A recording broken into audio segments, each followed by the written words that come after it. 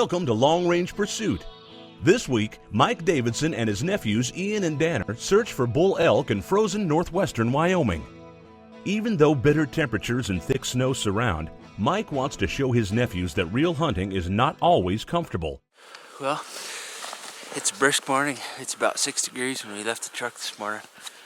Ian and Danner both have tags. These are Aaron's boys. He had some commitments today, but these boys wanted to go elk hunting, so they wrangled Uncle Mike into taking them up here. This is one of our favorite drainages. We've killed a lot of elk in here.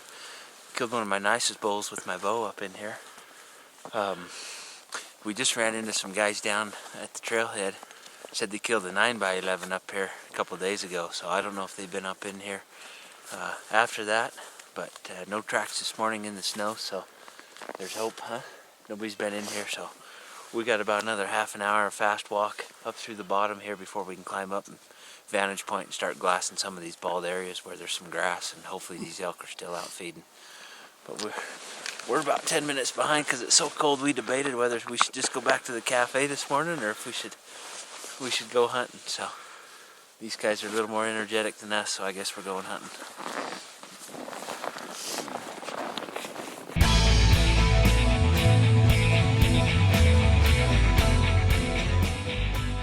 Ian drew first shot, but Danner has a tag and has agreed that if Ian passes, it's his turn to shoot.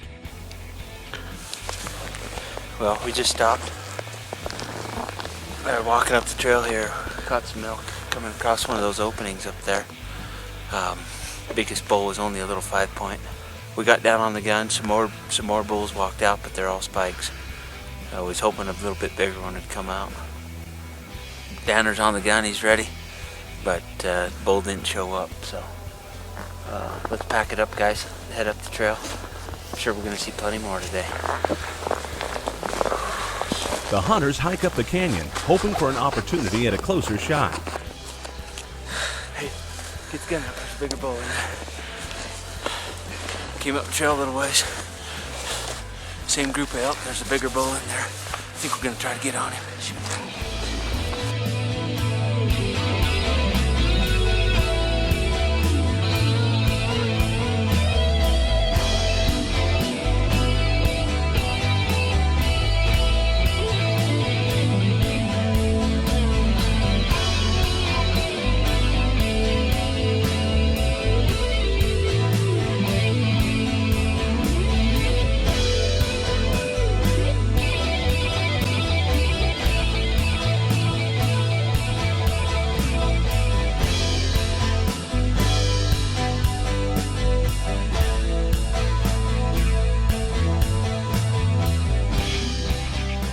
We found our bull and he was shootable.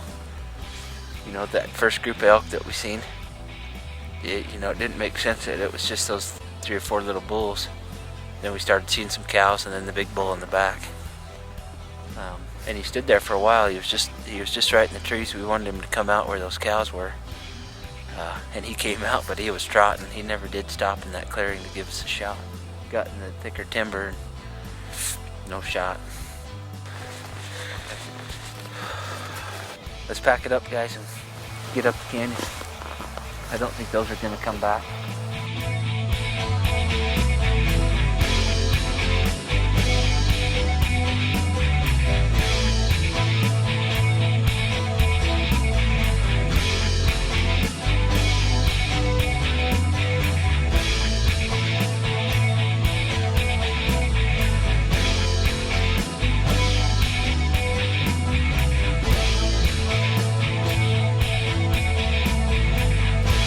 Well, walking out this morning, that bull that Danner passed first thing this morning, that little 5-point, we ended up seeing him right up here in that clearing.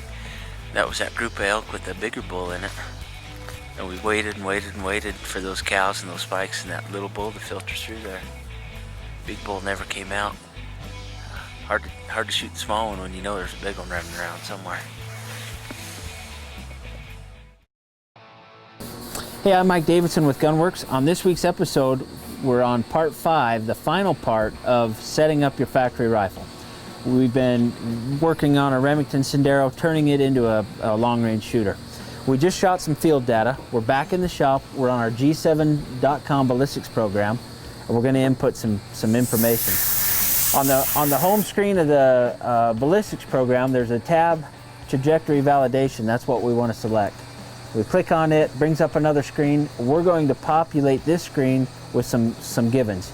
The manufacturer's BC on this bullet was a .617, so we're going to use that. The bullet weight was a 168 grain. We had initially programmed or figured out our drop chart based on a 3,000 feet per second velocity. So we'll put 3,000 feet per second in here. Our scope height 1.75. We were zeroed at 200 yards. Here's our 200 yard zero. The altitude at our range was 4475. The temperature while we were out there shooting was 41 degrees. So we'll put that in. Now here we have some downrange drop data, a tab to fill in here. Our far target that we shot our drop data at was 950 yards. It's asking us for how many clicks we had to adjust to shoot that far. Looking at our drop table here at 950, we dialed 19.7 MOA, or 19 3/4 minutes. So 4 clicks per minute, that's 79 clicks. Now if you remember right, that last group we shot was still a nice group, but we averaged a little bit high. According to what we measured out there, it averaged 2.75 inches high. So that's all we're going to input here, 2.75. All right, once we have all of our fields populated here, and we're just going to double check 617, 3,000 feet per second, 4475, 41 degrees, 0 to 200. Looks like our field shooting data is in right. Once everything's in right, we're just going to hit the calculate button. All right? When I hit the calculate button, what it did was took that drop information along with our environmental conditions, and it spit out a velocity, a true velocity for that rifle. Okay? And so what that means is we took this bullet, we shot it this far, it dropped this much, boom, it has to be going this fast to equal that amount of drop. So what it did was it took our estimated 3,000 feet per second velocity and turned that into 3,027. So in order to drop 19.75 minutes and be 2 3/4 inches high at 950 at 5,000 feet, 41 degrees, 4475 and 41 degrees, it has to be going 3,027 feet per second.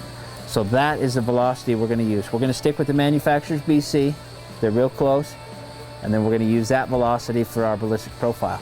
All right, so here at Gunwerks, we've got a program that will let you input those numbers that we just figured, our BC and muzzle velocity, and then also set the temperature and altitude that you want that turret built for. We can take that information, run it through this program, and it'll spit out a file that looks like this. It's kind of it's an SVG, or it's a picture. All right, well, we're going to take that file and send it over to this printer and print one of those turrets. All right.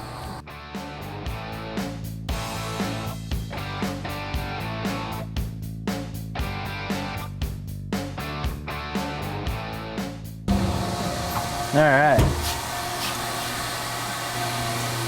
There's not much left to do other than install this turret.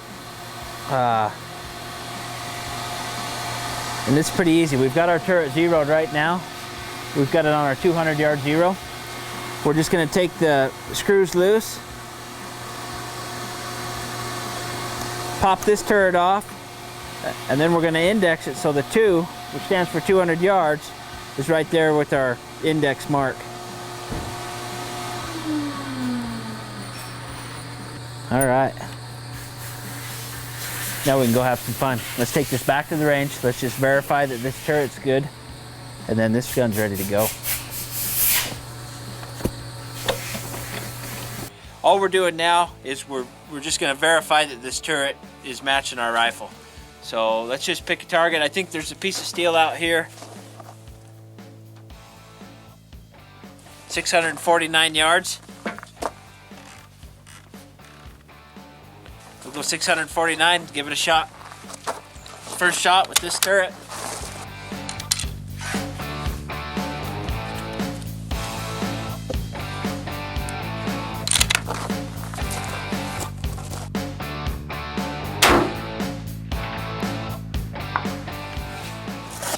smoked that. Man, that was too easy. 650 yards. Let's see if we can find something just a little bit further. You know, I don't have any steel, but here's the hillside over here.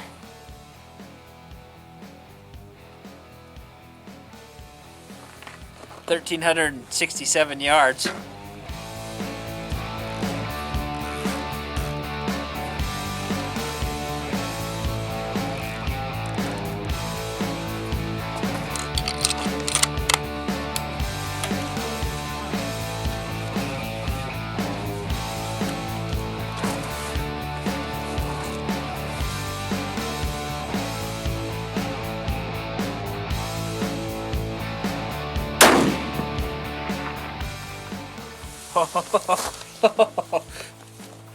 A dead center, just smoked it. All right, I guess our turret's good. We hit right on at 640 yards. That was pretty easy, obviously. Picked out a hillside here at 1367. Dialed it up and dead center. We got a spot about the size of a basketball and we just pegged it right in the middle. I would say this gun shoots very good, and I would say our turret works very good. Just to let you know, this factory rifle is something you can pick up at just about any sporting goods store. It's a Remington Sendero. We've showed you how to tune it up as far as putting a trigger in, how to bed that recoil lug, how to mount a scope, how to get the right data, and then how to let G7 build you a turret that's gonna kick butt. Just so you know, this rifle is for sale. Give me a call. The first guy that calls me can buy it. We'll give him a good deal on it. So.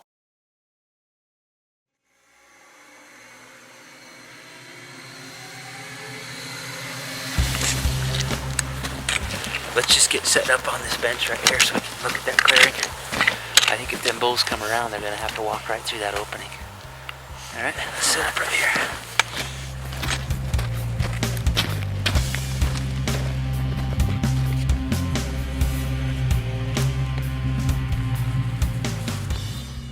The temperatures are frigid and the elk are constantly on the move in and out of the timber.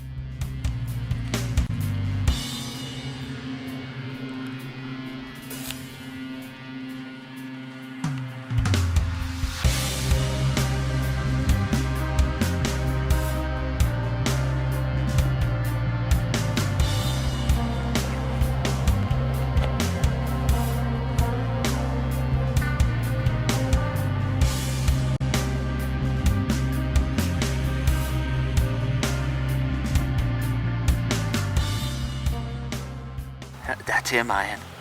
You see him? He's just right down there in the trees. He's gonna come up. Hope hangs on the bull elk, breaking through the timber to an open spot for the shot.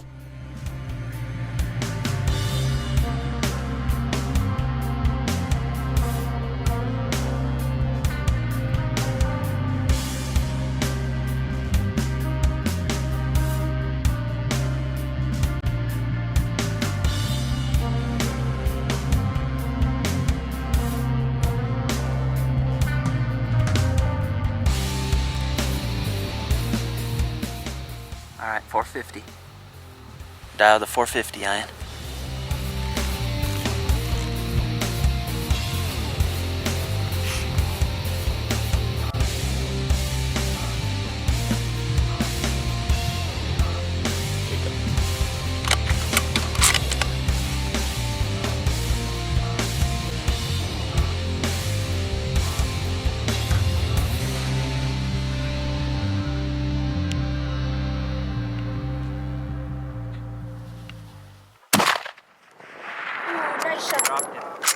Dropped him. See him? Lower, right where he first came out. Okay.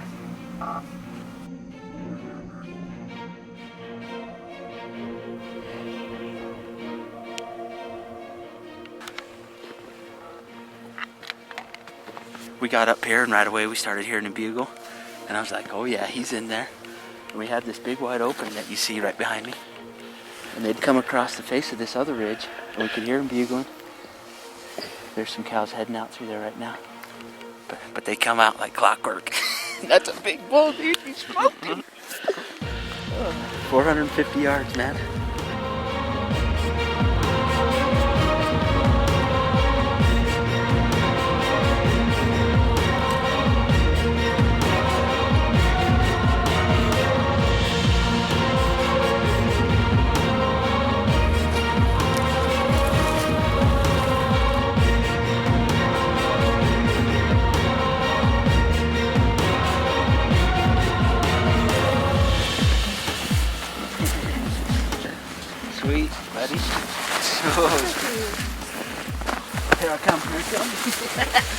Oh man, check him out.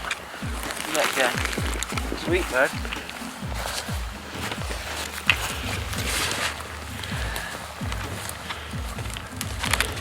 Ooh. What you think, man? Where'd you get him? Perfect. Little hole right there in the shoulder, man. Hey, he's been down here in the shade all morning. Took us about 40 minutes to get over here, but he's down in here, snow on him. It ain't melted off yet. It's gonna be chill to get this thing out. But, hey, congratulations.